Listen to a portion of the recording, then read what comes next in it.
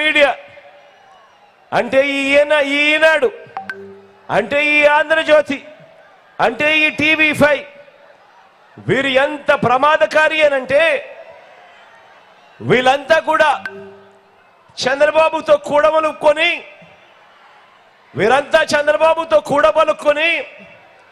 వీరంతా ఒక నిర్ణయానికి వస్తారు. వచ్చిన తర్వాత వీరంతా కూడా ఏం చేస్తారో తెలుసా? అక్క? ఏం చేస్తారో తెలుసా అన్న? వీరంతా కలిసి ఒక గాడిదను తీసుకొస్తారు.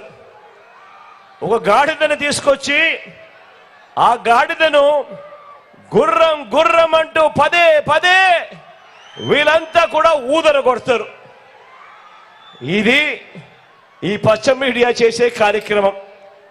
ఇలాగే ఈ పచ్చ మీడియా, ఈ చంద్రబాబు వీళ్ళు చేస్తా ఉన్న కుట్ర రాజకీయాలు, మోసపు రాజకీయాలు, అబద్ధపు రాజకీయాలు గత 30 ఏళ్లుగా వీళ్ళంతా కూడా చేస్తూ వస్తూ ఉన్నారు.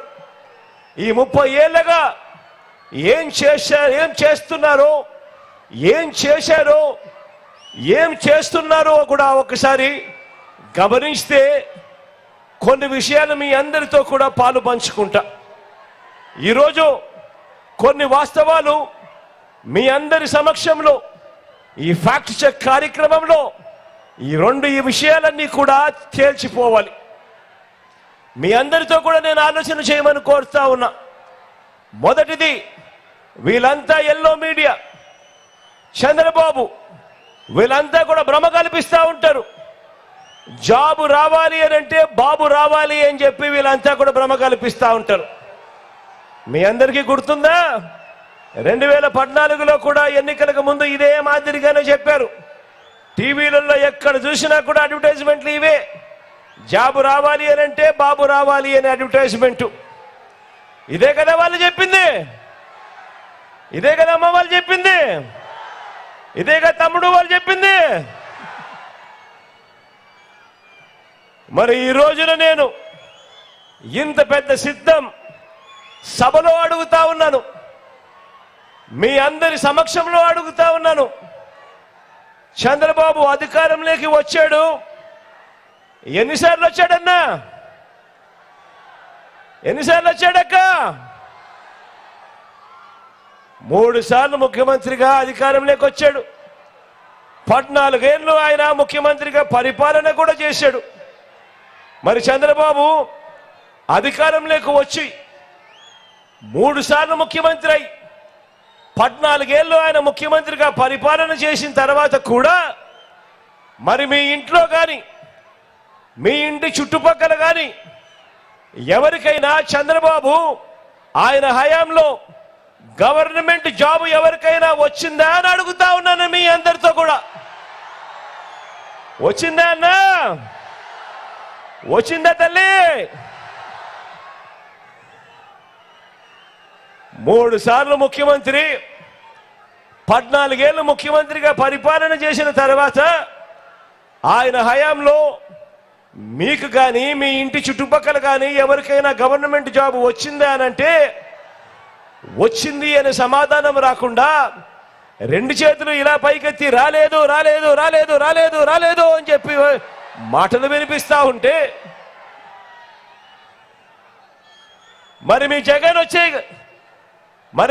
వచ్చిన తర్వాత, మరి మీ బిడ్డ వచ్చిన తర్వాత మీ జగన్ రావటంతోనే ఏకంగా మీ గ్రామాలలోనే, మీ ఇంటి పక్కనే, మీ చుట్టుపక్కనే ఏకంగా ప్రతి గ్రామంలోనూ ఒక సచివాలయం తీసుకొని వచ్చి ఏకంగా ఆ సచివాలయాల్లో ఏకంగా 1,35,000 మంది మన పిల్లలకు ఈరోజు ఉద్యోగాలు చేస్తా ఉన్నారు. మన పిల్లలు మన గ్రామాల్లోనే, మన చెల్లెమ్మలు, మన తమ్ముళ్ళు ఏకంగా 1,35,000 మంది మన గ్రామాలలో మన కళ్ళ ఎదుటే గవర్నమెంట్ ఉద్యోగాలు చేస్తూ చిక్కటి చిరునవ్వులతో కనబడతా ఉన్నారు. ఇందులో కూడా 80% మంది నేను నా నా నా నా అని పిలుచుకునే నా ఎస్సీలు, నా ఎస్టీలు, నా బీసీలు, నా మైనారిటీలు ఏకంగా 80% మంది ఈరోజు మన పిల్లలే మన కళ్ళ ఎదుటే ఉద్యోగాలు చేస్తూ కనిపిస్తా ఉన్నారు.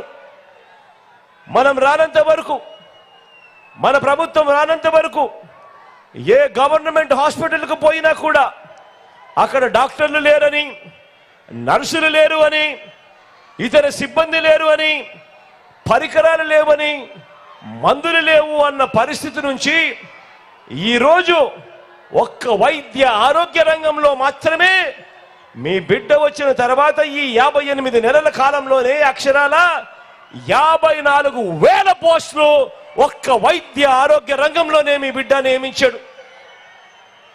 ఈరోజు ఆరోగ్య రంగాన్ని ఈరోజు మీ బిడ్డ ఒక విప్లవాత్మక మార్పులు చేస్తూ ఈరోజు అడుగులు ముందుకు వేయిస్తా ఉన్నాడు.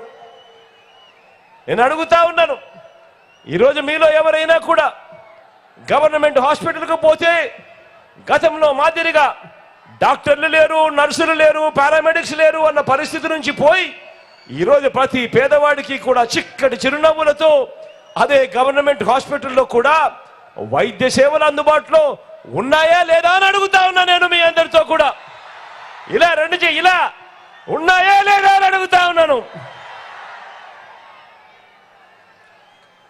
మొత్తంగా 58 నెలల్లోనే మీ జగన్ పాలనలోనే ఎప్పుడు జరగనట్టుగా రాష్ట్రంలో ఈ 58 నెలల కాలంలో మనకు స్వతంత్రం వచ్చినప్పటి నుంచి ఇప్పటిదాకా మీ బిడ్డ పాలన రాకముందు వరకు కూడా మన రాష్ట్రంలో 4 లక్షల ఉద్యోగాలుంటే మీ బిడ్డ ఈ 58 నెలల కాలంలోనే అక్షరాల మరో 2,31,000 ఉద్యోగాలు మీ బిడ్డ భర్తీ చేశాడు గవర్నమెంట్లో.